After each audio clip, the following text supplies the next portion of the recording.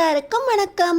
நம்ம சிறகடிக்க ஆசை சீரியலில் முத்து அவங்க அம்மா விஜயா கிட்ட இனி இந்த வீடு உங்களது இல்லை, மீனாவோட வீடு, மீனாவோட தயவால் தான் இப்போ நீங்கள் இந்த வீட்டில் இருக்கிறீங்க அப்படின்னு சொல்ல போகிறாங்க. எப்படி தெரிஞ்சுக்கிறதுக்கு முன்னாடி இந்த வீடியோக்கு ஒரு லைக் போட்டுக்கோங்க. ஸோ பார்த்தீங்கன்னா இந்த சத்யா நம்ம முத்துவுக்கு கால் பண்ணி, மாமா அந்த ஃபினான்சியர் ரேகாவோட அப்பா இருக்கார்ல, என்னை வேலையை விட்டு சொல்லிட்டாரு மாமா அப்படின்னு ரொம்ப வருத்தத்தோடு சொல்ல, நான் இப்போயே அங்கே வரேன் அப்படின்னு சொல்லி வராரு முத்து. பார்த்திங்கன்னா வேண்டாம் மாமா, அங்கே சிந்தாமணியே இருக்காங்க, நம்மளால் ஒன்றும் செய்ய முடியாது அப்படின்னு இந்த சத்யா சொல்ல, இருடா மாப்பிள்ள, அங்கே வந்து என்ன பண்ணணும்னு எனக்கு தெரியும் அப்படின்னு சொல்லி முத்து நேராக ரேகாவோட அப்பா கிட்ட வராரு. நீ எதுக்கு இங்கே திரும்ப வந்திருக்க, நான் தான் சத்யா வேலையை விட்டு போன்னு சொல்லிட்டேல்ல அப்படின்னு ரேகாவோட அப்பா சொல்ல, உங்களுக்கு ஒரு சில உண்மையை புரிய வைக்கலான்னு வந்திருக்கேன். இந்த சிந்தாமணியை பற்றி உங்களுக்கு இன்னும் நல்லா புரியணும்ல. என்னோட மனைவி மீனா அந்த சங்க தேர்தலில் நிற்கிறப்போ அவங்கள கொல்றதுக்கு ஆள் வச்சு அனுப்புனதே இந்த சிந்தாமணி தான். இந்த சிந்தாமணி வச்ச ஆள் என் மனைவியை கொல்றதுக்கு ட்ரை பண்ணான், வயிற்றில் ஒரு கீரலும் போட்டுட்டான். நாங்கள் ஆஸ்பத்திரிக்கும் வீட்டுக்கும் ஆளுன்னு அலைஞ்சு இன்னமும் மீனா கஷ்டப்பட்டுக்கிட்டு தான் இருக்கா. அதுக்கெல்லாம் காரணம் இந்த சிந்தாமணி தான். எவ்வளவு கூலிப்படையை ஏவி என்னென்ன காரியம் செஞ்சுக்கிட்டு இருக்கா தெரியுமா? அதுக்கான ஆதாரம் எல்லாமே என்கிட்ட இருக்கா அப்படின்னு சொல்ல, அப்படி என்ன ஆதாரம் உங்ககிட்ட சிந்தாமணிக்கு எதிராக கிடைச்சிருக்கு அப்படின்னு இந்த ரேகாவோட அப்பா கேட்க, ஆதாரம் தானா அப்படின்னு சொல்லி அந்த அடியாள் நம்ம மீனாவை குத்துறப்போ கீழே விழுறப்போ இருந்த வீடியோ எல்லாத்தையுமே இப்போ ரேகாவோட அப்பா கிட்ட காட்டுறாரு முத்து. இதை எப்படி நம்புறது? இதெல்லாம் ஏஐ வீடியோவாக கூட இருக்கலாம்ல, உனக்கு எப்படி இந்த வீடியோலாம் கிடச்சிச்சு அப்படின்னு கேட்க, அந்த இடத்துல இருக்க சிசிடிவி ஃபுட்டேஜ் எல்லாமே என்கிட்ட கிடச்சிருச்சு.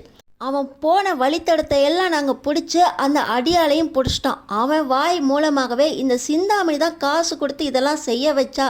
அது மட்டும் இல்லாமல் அவளை கொல்றதுக்கு, இந்த தேர்தலில் ஜெயிக்கிறதுக்கு ஒவ்வொருத்தருக்கும் எவ்வளோ காசு கொடுக்க சொன்னாங்க முதற்கொண்டு எல்லாத்தையுமே அவன் ஒப்பிச்சிட்டான். அந்த அடியாலை கூட நான் இழுத்துட்டு வரேன். இந்த சிசிடிவி ஃபுட்டேஜ் தானே நீங்கள் ஏன்னு சொன்னீங்க, அந்த அடியாலை வச்சு நீங்கள் என்ன பண்ண போகிறீங்க, இதான் அவனை இழுத்துட்டு வரேன் அப்படின்னு சொல்லி அவனை நேராக வாயை கட்டி போட்டு இழுத்துட்டு வர, சிந்தாமணிக்கு அவன் மூஞ்ச பார்த்த உடனே அப்படியே ஒரு பயம். எதுவும் சொல்லாதரா அப்படின்னு அங்கே சிக்னல் காட்டிக்கிட்டு இருக்க ரேகாவோட அப்பா பார்த்துட்றாரு. என்னடி சிக்னல் காட்டிக்கிட்டு இருக்கா அப்படின்னு சொல்ல, இந்த அடியாள் வாயை அவுத்து விட்டு முத்து எல்லாத்தையும் சொல்கிறா அப்படின்னு சொல்ல, இவன் அங்கேருந்து கையை வாயை அவுத்த உடனே தப்பிச்சு ஓடுறான். முத்து பிடிக்க பார்க்குறாரு, ஆனால் முடியல. இந்த ரவுடி பைய சொல்கிறதெல்லாம் நீங்கள் கேட்காதீங்க, இந்த ரவுடி பைய ஆளை வச்சு கூட என்னை சொல்ல வச்சுருப்பான் அப்படின்னு சொல்ல, சிசிடிவி ஆதாரத்தையும் காட்டிட்டான், அந்த அடியாளையும் கூட்டிகிட்டு வந்துட்டான். அது மட்டும் இல்லாமல் நீ அவனுக்கு சிக்னல் காட்டினதை என் கண்ணால் தான் பார்த்தேனே, இதெல்லாம் நீ செய்யக்கூடிய ஆள் தான். என் பொண்ணை வளர்த்த எனக்கு அவனை யாருக்கு விருப்பப்போட கட்டி கொடுக்கணும் அப்படின்னு எனக்கு தெரியும். இனிமேல் இந்த மாதிரி விஷயத்துலலாம் நீ தலையிட வேண்டாம் அப்படின்னு சிந்தாமணியை திட்டி விரட்டி விட்டுடுறாரு. நீ கவலைப்படாதப்பா, அவளை பற்றி எனக்கு தெரியும். கண்டிப்பாக என் பொண்ணு யாரை விரும்புகிறாங்களோ அவளுக்கு நான் கல்யாணம் பண்ணி கொடுப்பேன், இதை பற்றி நீ கவலைப்பட வேண்டாம் அப்படின்னு சொல்லி ரேகாவோட அப்பா அமுச்சு வச்சுறாரு. ஆனால் இந்த சிந்தாமணி இந்த ஃபினான்சியருக்கு கால் பண்ணி, நீ நேராக அந்த வீட்டுக்கு போய் அந்த வீட்டை ஜப்தி பண்ணுறதுக்கான வழியை பாரு, கடனை திரும்ப கேளு, கண்டிப்பாக அவங்க கொடுக்க முடியாது, அந்த வீடு நம்மளுக்கு தான், இதை வச்சே நான் அந்த விஜயா மூலமாக அந்த வீட்டை வாங்கிடுவேன், இந்த மீனாவையும் பழி வாங்கின மாதிரி இருக்கும், அந்த வீடு எனக்கு கிடைச்ச மாதிரி இருக்கும் அப்படின்னு சிந்தாமணி ஐடியா கொடுக்க, அந்த ஃபினான்சியர் நேராக வீட்டுக்கு போய், இந்த வீட்டுக்கு மனோஜ் என்கிட்ட கடன் வாங்கியிருக்காரு, இன்னும் 2 நாளில் அந்த பணம் எனக்கு திரும்ப வேணும், அந்த பணத்தோடு இல்லாமல் ஏகச்சக்க வெட்டியும் ஆயிடுச்சு, அதுக்கு இந்த வீட்டை நான் தான் எடுத்துக்க போகிறேன் அப்படின்னு மிரட்டுறாரு. அண்ணாமலைக்கு இப்போ தான் தெரியுது, பேங்க்லேருந்து வீட்டை பத்திரத்தை எடுத்துகிட்டு வந்து இவங்கிட்ட கடன் கொடுக்குற அளவுக்கு என்ன வந்துச்சு அப்படின்னு விஜயாவை திட்டிட்டு நெஞ்சை பிடிச்சிக்கிட்டு விழ, அப்பா இந்த வீட்டை நான் எப்படியாவது மீட்டுருவேன் அப்படின்னு முத்து அண்ணாமலைக்கு வாக்கு கொடுத்துட்டு, என்னம்மா இப்படி பண்ணிட்டீங்களேம்மா, உங்களால் இப்போ இந்த வீடும் போக போகுது, உங்கள் பையன் இந்த மனோஜால் பாருங்கள், ஆடம்பரம் என்ன, கோட் ஷூட் என்ன, எக்ஸ்ட்ரா ஆஃபீஸ் என்ன அப்படின்னு இப்படி நம்ம வீட்டை நடுத்தெருவில் நிறுத்திட்டான் அப்படின்னு முத்து திட்டுறாரு. இவனை எதுக்குடா நீ இப்போ திட்டுறா அப்படின்னு கேட்க, நடுத்தெருவில் நின்னாலும் உங்களுக்கு புத்தி வராதில்ல, அப்பா இந்த வீடு கண்டிப்பாக நான் மீட்டு தரேன் அப்படின்னு சொல்லி முத்து மீனாவை கூட்டிகிட்டு நேராக மறுபடியும் ரேகாவோட அப்பா கிட்ட போய், சிந்தாமணி இந்த மாதிரி ஃபினான்சியரை ஏவி வீட்டையும் திரும்பி எங்கள்கிட்டருந்து பார்க்குறாங்க, கூலிப்படையை ஏவி எங்களை கொல்ல வந்தது இல்லாமல் வீட்டையும் ஜப்தி பண்ண பார்க்குறாங்க அப்படின்னு சொல்கிறாரு.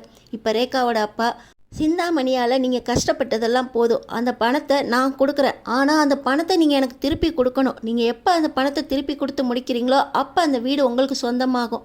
அது வரைக்கும் அந்த வீட்டு பத்திரம் என்கிட்ட தான் இருக்கும். இந்த பணத்தை கொண்டு போய் ஃபினான்ஷியர் கொடுத்து வீட்டை நீங்களே மீட்டுக்கோங்க அப்படின்னு சொல்லி ரேகாவோட அப்பா இதெல்லாம் நான் சத்யாக்காக தான் செய்கிறேன் அப்படின்னு சொல்லியும் கொடுக்குறாரு. இப்போ அந்த பணத்தை அந்த ஃபினான்ஷியர்கிட்ட கொடுத்து முத்து வீட்டை மீட்கிறதோடு இல்லாமல் இந்த சந்தோஷமான விஷயத்த அண்ணாமலை கிட்ட போய் சொல்கிறாரு. அப்பா, இந்த வீட்டை மீட்டுட்டோம், ஆனால் பத்திரம் நம்ம கையில் இல்லை, இந்த வீடு நம்ம கையில் தான் இருக்குது, எல்லாம் இந்த சிந்தாமணி பண்ணுற வேலை அப்படின்னு விஜயா கிட்ட சொல்ல, அவங்கள பற்றி ஏன்டா நீ பேசுகிறா அப்படின்னு விஜயா கோவம் வருது. இந்த மனோஜும் சிந்தாமணியும் பண்ண வேலையால் தான் இந்த வீடு நம்ம கையை விட்டு போய் நம்ம நடுத்தெருவில் நிற்கிற நிலமை வந்துச்சு. இப்போ கூட இந்த வீடு நம்ம கையில் திரும்ப கிடச்சிருக்கு அப்படின்னா அதுக்கு காரணம் நம்ம மீனா தான். மீனாவோட தம்பி சத்யா தான். அவளை தயவால் தான் இப்போ நீங்கள் இந்த வீட்டிலே இருக்கீங்க. இப்போ இந்த வீடு மீனாவுக்கு தான் சொந்தம் அப்படின்னு முத்து விஜயா கிட்ட சொல்ல, விஜயா ஒரு பார்வை பார்க்குறாங்க பாருங்க மீனாவை. மீனா இப்பயும் விஜயாவை எதிர்த்து பேசுறதுக்கு தயாராக இருக்க. நம்ம மீனா என்ன பேச போகிறாங்க, அடுத்தடுத்து என்ன நடக்க போகுதுன்னு தெரிஞ்சுக்கிறதுக்கு நம்ம சேனலை சப்ஸ்கிரைப் பண்ணி தொடர்ந்து பாருங்கள்.